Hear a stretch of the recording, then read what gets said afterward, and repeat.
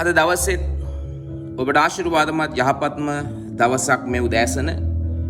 ඉතින් මාගේ ආදර දේව දරුවනේ මේ උදෑසන ඔබට මම යහපත් වචනයක් ආශිර්වාදමත් දෙවියන් වහන්සේගේ යාඥාවක් මේ උදෑසන ඔබට මම ලබා දෙන පිණිස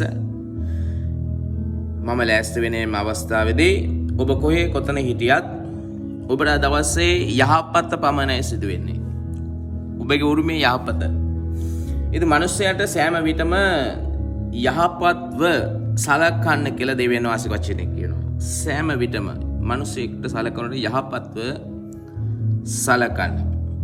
ඉතින් මේම කියනවා. සහෝදර ප්‍රේමයෙන් එකිනෙකාට සෙනෙහල් වෙයල්ලා. ගෞරවයෙන් තම තමාට වඩා අනික් අය උතුම් කොට සලකා පල්ලා කියලා බයිබලයේ රෝම 12 වෙනි පරිච්ඡේදයේ 10 වෙනි වගන්තිය ඒ ආකාරය ප්‍රකාශ කර තිබෙනවා. හරිම අනර්ග වචනයක්, අනර්ගම පණිවිඩයක්. ඔබ අයට දෙන දේ ඒ වගේම ඔවුන්ට සලකන්නේ ඔබ කොහොමද, කෙසේද? ඇත්ත වශයෙන්ම ඇය දෙවියන් වහන්සේට කරන බව ඔබ දන්නවද? ඔබ යම් කෙනෙකුට යහපතක් කරනවා නම්, යම් මිනිසෙකුට ඔබ උදව්වක් කරනවා නම්, ඒක ඒ මනුස්සයාට නෙමෙයි ඔබ කරන්නේ. ඒක කරන්නේ ඔබ දෙවියන් වහන්සේට බව ඔබ අමතක කරන්නට එපා. බයිබලයේ අපිට පවසනවා දුප්පතාට අනුකම්පා කරන්න ස්වාමින් වහන්සේට ණයට දෙන්නේ. ඔහුගේ හොඳ ක්‍රියාවට උන්වහන්සේ ඔහුට ප්‍රතිඵල දෙනසේක. ඉතින් ඔබ කරන දේ අනුව, ඔබ කරන යහපත් දේ අනුව ස්වාමින් වහන්සේ ඔබට යහපත් දේ ප්‍රතිඵලයක් ලෙස ලබා දෙනවා. ඉතින් ඔබ යම් කෙනෙකුට අද උදෑසන ඔබට යම් කෙනෙකුට උදව්වක් කරන්න ඔබට අවස්ථාවක් ලැබුණොත් ඒක මිස් කරගන්න එපා. අතපසු කරගන්න එපා. ඒක අනිවාර්යෙන් ඔබ කරන්න. ඔබ කරන්නේ මිනිස්සයාට නෙමෙයි, ඔබ කරන්නේ දෙවියන් වහන්සේට. ඒක තමයි උන්වහන්සේ වචනේ අපිට ක්‍රියාවක් තියෙන්නේ. ඉතින් මාගේ සනේවංශ සහෝදර සහෝදරියනේ, මේ වෙලාවේ මම ඔබට ඇදහිල්ල ප්‍රකාශනයක් ගේනවා. ඔබට පුළුවන් මාත් එක්ක මේක කියවන්න. එහෙම නැත්නම් ඔබට පුළුවන් මේකට යමුකන් දීලා මෙනෙහි කරන්න. මේක ඔබගේ ජීවිතේට ආශිර්වාදයක් වෙනවා. ඉතින් ආදර පියාණනේ, සුද්ධාත්මයන් වහන්සේ විසින් මාගේ හදවත පුරා වගුරවා ඇති නිරායසනයෙන් බෙදා හරින ඔබගේ ප්‍රේම නිසා ස්තුතියි. ඔබ මාගේ ලෝකයට ආශිර්වාදයේ භාජනයක් ලෙස සකස් කර ඇති නිසා සෑම තැනකම ප්‍රේමය, අනුග්‍රහය, ආශිර්වාදයෙන් ගැන ඔවුන් සාක්ෂි දරයි. යේසුස් වහන්සේගේ නාමයෙන්. හලෙලූයා. ඉතින් අද දවසේ ස්වාමින් වහන්සේගේ වචනේ ඔබගේ හදවතට කතා කරලා ඇති බව මම විශ්වාස කරනවා. ඒ නිසා මේ වෙලාවේ මම ඔබට යාඥා කරනවා. ඔබ ගෙදර ඉඳලා වැඩට යන කෙනෙක් වෙන්නට පුළුවන්, පාසලට යන කෙනෙක් වෙන්නට පුළුවන්, එහෙම නැත්නම් ඔබ ස්පීතාලයකට යන කෙනෙක් වෙන්නට පුළුවන්, ඔබ යම් ගමනක් යන කෙනෙක් වෙන්නට පුළුවන්.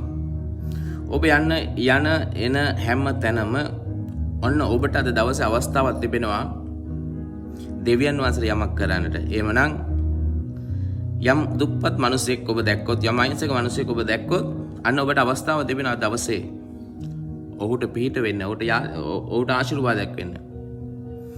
මොකද ඔබ ඒ කරන්නේ මිනිසෙට නෙමෙයි දෙවියන් වහන්සේට කියලා වචනේ අපිට පැහැදිලිව කියනවා. ඉතින් ඔබ මොන ආගමක් අදහෙවත් ප්‍රශ්නයක් නැහැ. අපි ආගමක් විදියට මිනිස්සයන් වෙන් වෙලා හිටියට අපි හැම කෙනාම මවපෙක දෙවි කෙනෙක් සිටිනවා. එයාට තමයි මේ උදෑසන අපි මේ කතා කරන්නේ. ඉතින් මම යාඥා කරනවා ආදර දෙවි පියාණනේ, යේසුස් වහන්සේගේ නාමයෙන් මේ උදෑසන දෙවියන් වහන්සේ මේ යාඥාවට වුන්කම් දෙන සෑම කෙනෙක් නිසා ඔබ වහන්සේට ස්තුති කරනවා. පියාණනේ, ඔබ වහන්සේ ඔවුන් තුළ ඔබ වහන්සේගේ ආත්මයන් වහන්සේ කරන කොටගෙන ඔබ වහන්සේගේ අසීමිත ප්‍රේමයේ තබප නිසා ස්තුතිවන්ත වෙනවා දෙවි පියාණනේ. අද දවසේ ඔවුන් කරන්න යනා මේ පුදුමාකාර අලංකාර මහිමාන්විත දේවල් ලෙස ඔබ අන්සට ස්තුතියි. මොකද අද දවසේ උන් මිනිස්යන්ට ආශිර්වාදයක් වෙන්න යනවා. දුප්පතුන්ට සලකන්න යනවා. ඒ තුලින් ස්වර්ගීය පියාණන් වහන්සේ දවසේ ප්‍රීති වෙන්න යනවා. ප්‍රීති වෙලා ඒ ප්‍රීතිය කරන කොටගෙන නැවත අද දවසේ මේ වචනෙට මේ යාච්ඡාවට අහුම්කම් දෙන හැම කෙනාගේ ජීවිත මත අද දවසේ ඊටමත් මහත් ආශිර්වාදවත් ප්‍රතිඵලයක් රිටර්න් එක ඔබ වහන්සේ දෙන්න යන්නේ ඔබ වහන්සේට ස්තුතියි. ආශිර්වාද කරන්න යේසුස් වහන්සේගේ බලවන්ත නාමයෙන්. හොඳයි මාගේ සනේ වංශ දේව දරුවනේ මේ උදෑසන මේකට ඔබ අහුම්කම් දුන්න නිසා ඔබට ස්තුතියි. යහපත් දේම කරමු අපි. මොකද අපිට යහපතක් විය යුතුයි නම් අපි යහපතක් කරන්න අවශ්‍යයි. මොකද බයිබලයේ කියන ඔබ වපුරන දේ කපා ගන්න බව. ඒ නිසා ඔබට යම් කෙනෙක් යහපතක් කරන්න ඕන නම් ඔබ යහපත ප්‍රථමයෙන් ඔබ කරන්න අපි කරමු. ඉතින් ඔබට සුබ ආශිර්වාද දවසක් වගේම ඔබට පුළුවන් අපේ channel එක subscribe කරගන්න bell button එක ඔබන්න. ඔබට පුළුවන් අපේ message box එකට ගිහිල්ලා අපිට message දක්වන්න ලියලා අපිට දක්වන්නට පුළුවන්. ඒ වගේම ඔබට මේක ආශිර්වාදයක් ඇත්තටම වෙලා නම් ඔබගේ සහෝදරයන් සහෝදරියන්ට යහපතක් වෙන්න අන්න දවසේ අවස්ථාව ඔබට පුළුවන් මේක share කරලා ඔවුන්ගේ ජීවිතයටත් ආශිර්වාදයක් යහපතක් වෙන්නට ඔබට අද දවසේ මේ යාඥාව අරහා ඔබට යම් සේවයක් කරන්නට පුළුවන්. ඉතින් ඔබට ජේසු පීඨයි අපි නැවත හෙට උදේට හම්බ වෙමු. ජේසු පීඨයි.